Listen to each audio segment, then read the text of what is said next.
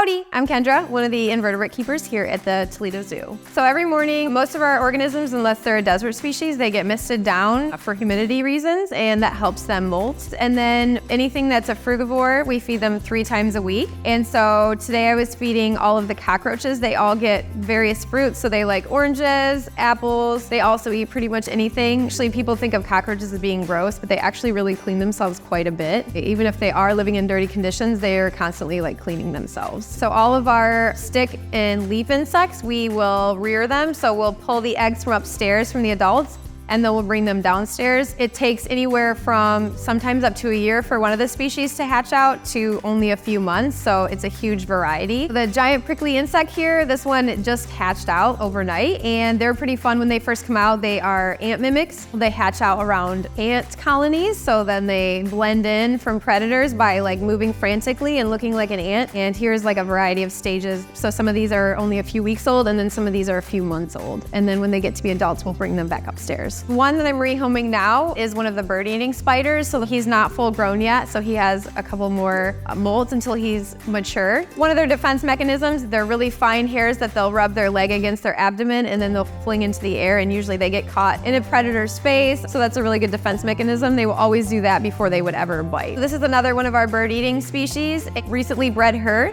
And as you can see, she's very large, so hopefully she's gravid, which means she is pregnant, and then she'll have hopefully eggs that she's brewing right now. And this is the Arizona blonde. These are really slow growing species, so these will probably live around 20 plus years. I've always loved creepy crawly things. I went to EMU in Ypsilanti, and I got involved into an Arachnid Lab when I was an undergrad, and I absolutely loved it. I did research with tarantulas, and I took care of a variety of invertebrates, and I loved it so much that I actually decided to apply for a graduate teaching assistantship in my master's degree. So I was teaching while I was going for my master's degree and also doing research with tarantulas for my thesis. I've only been here for almost a year now, so I'm still fresh, and I got involved because my fellow coworker, that's also the other invertebrate keeper, to do research together at the Arachnid Lab at EMU. She recommended that I apply for it, and that's how I got involved. So inverts are wildly understudied, which is crazy to me, and they're wildly misunderstood. So it's really exciting to not only get to work with them, but bring my passion to people that maybe aren't as excited, but sometimes, you know, I can get it to grow on them a little bit. Thank you for watching. Come check us out. We are on the 2nd floor in the museum, and come see all of our little cuties. You might warm up to them, you never know. And happy Zookeeper Week.